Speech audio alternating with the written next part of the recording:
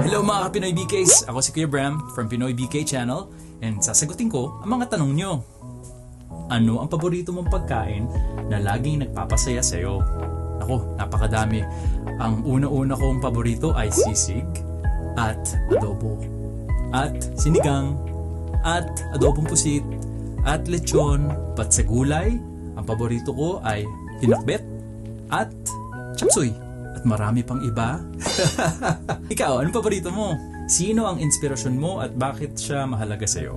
Ang inspirasyon ko ay aking buong pamilya. Anong klaseng musika ang pinakikinggan mo kapag gusto mong mag-relax? Paborito ko ay mga lumang kanta dahil natutunan ko yon sa aking mga magulang.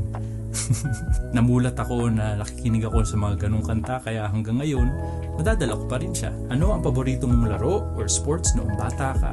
Well, noong bata po ako, hindi po ako mahilig mag-sports. Mahilig